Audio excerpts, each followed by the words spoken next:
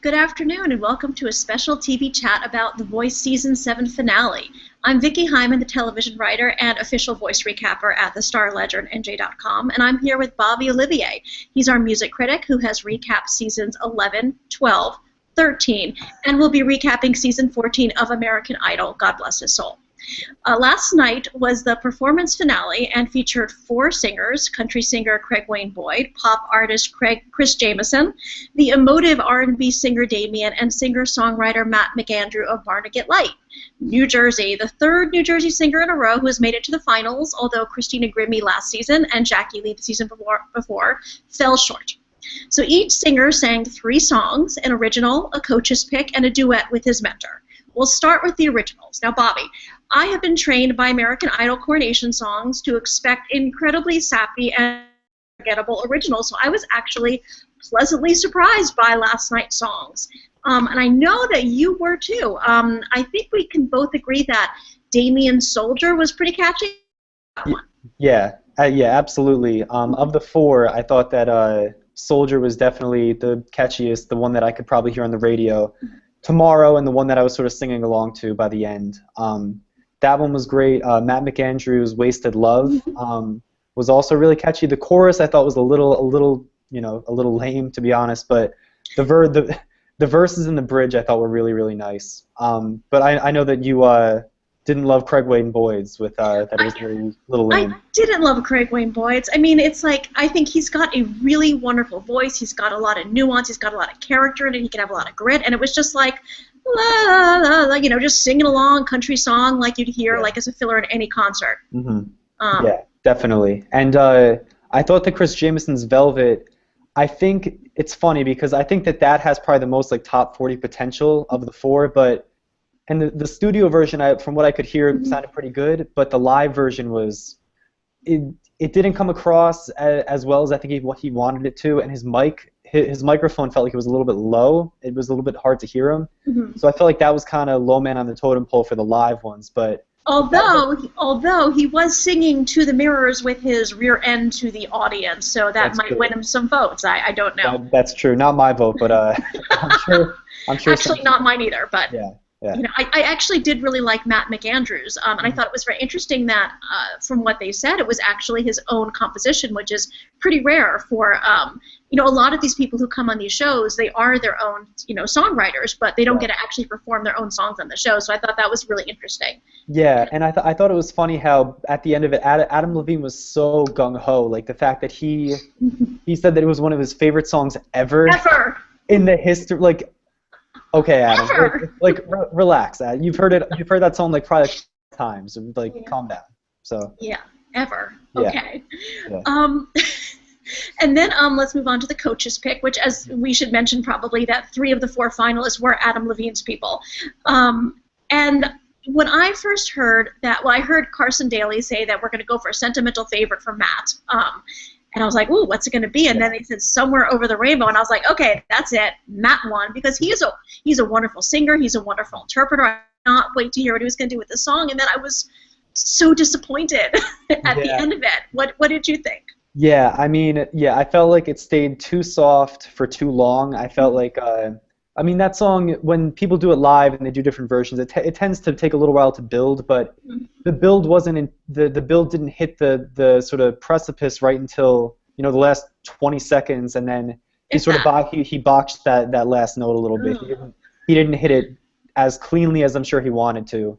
And he certainly can. That was the amazing thing. It's like, I know that he's a wonderful singer. And I could not believe, and nobody really mentioned it of the judges. They just kind of were like, you're great. I love everything that you do. Yeah. Moving on.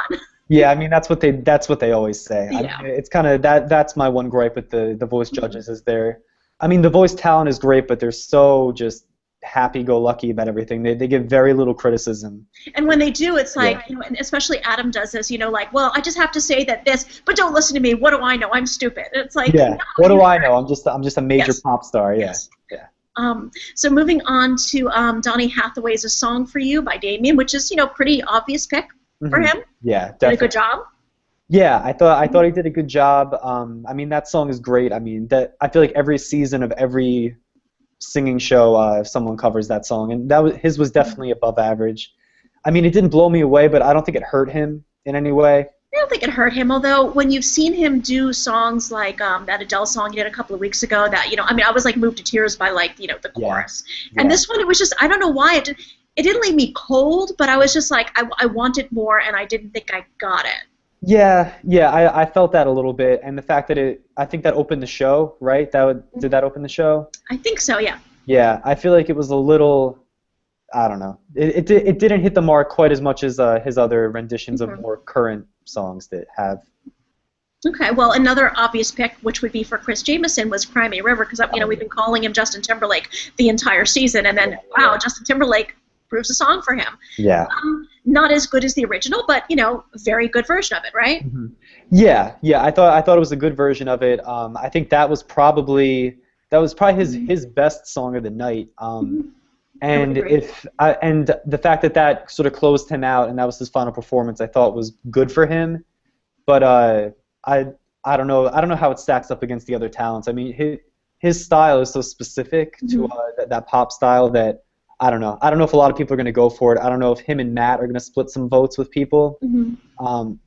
But we'll see how it goes. I mean, I think he did a good job. Yeah. And the last person was Craig Wayne Boyd in Pictures, which is an Alabama song. Yeah. I wasn't terribly familiar with it. It was, I think, his best performance of the night because it actually gave him a chance to interpret a song, which he didn't really do for his other two songs. I know we haven't gotten to the duet yet. What did you think about it? I thought it was good. The fact that he sort of was moved to tears by the end of it was nice. The fact that his son was actually awake for it in the crowd was nice. I thought in the chorus on the line in Pictures, I thought he was a little weak, but overall I thought it was good. I didn't think it really moved the needle for him either way. But it was appropriate for him in sort of a good way to close it out for him. And finally, the duets, which the judges with the other mentors don't comment on. They just do their duet and move on. So I don't know if it necessarily has as much of an impact as the other two songs. But I thought the most interesting one, for good or for bad, was Damien and Adam, who did "Don't Let the Sun Go Down on Me," which of course is an Elton John song, but his duet with George Michael is pretty famous. Right.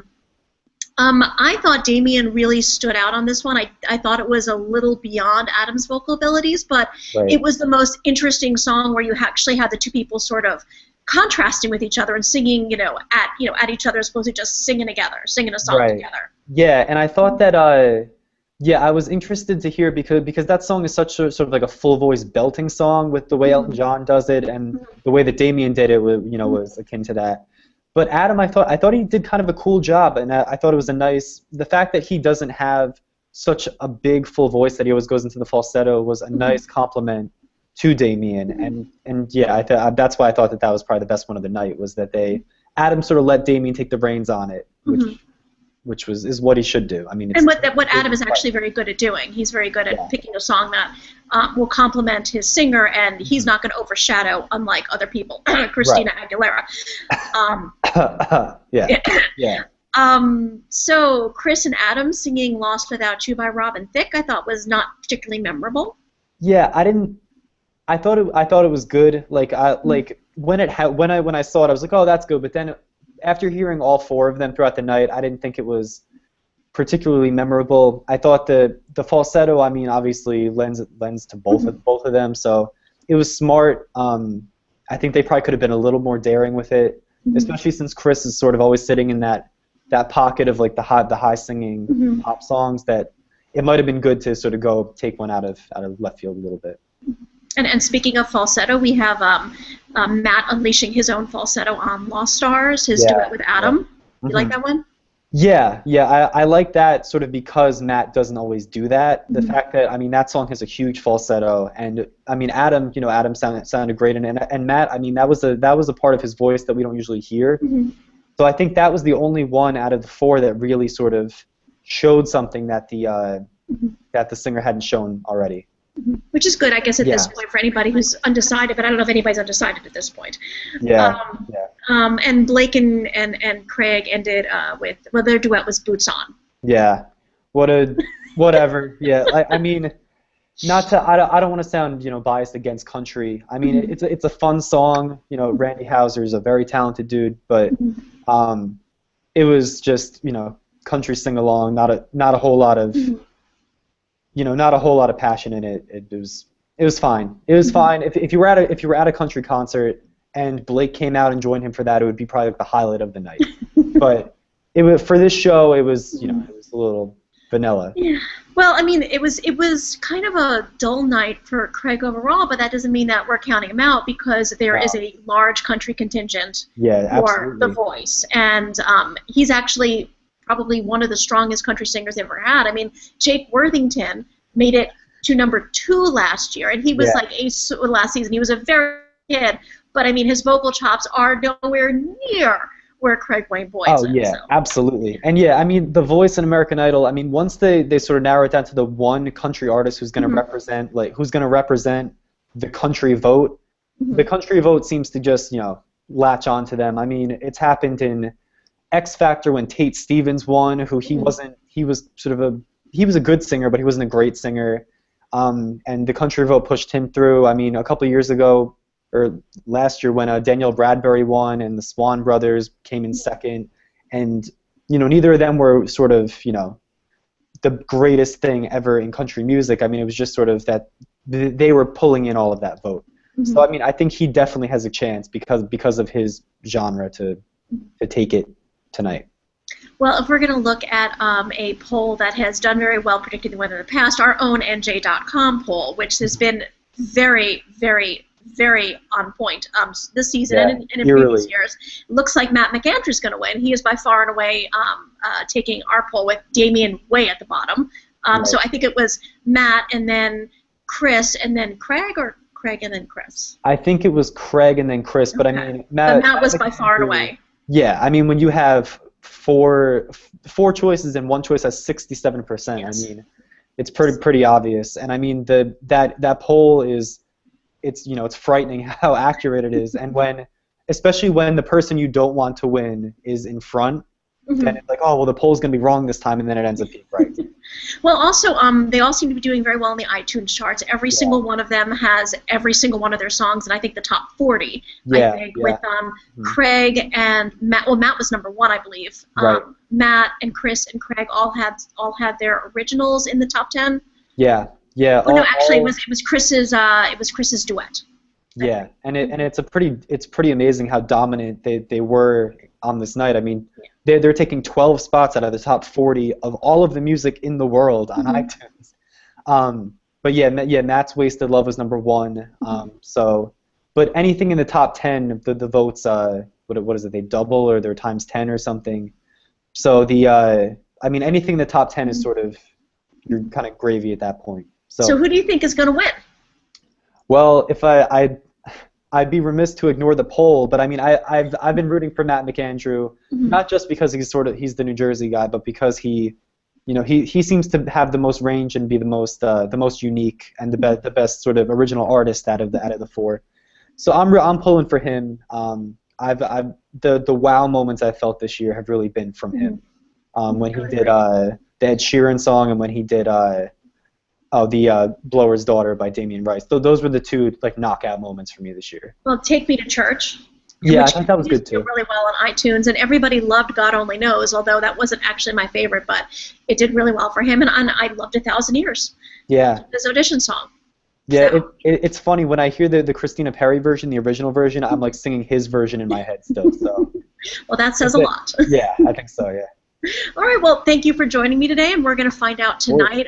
The Voice finale starts at 9 p.m., not at 8 p.m., so tune in, and of course we will bring you our recap as soon as it's over. All right, thank you, Vicki. Thanks for joining me. Thanks a lot, guys. All righty.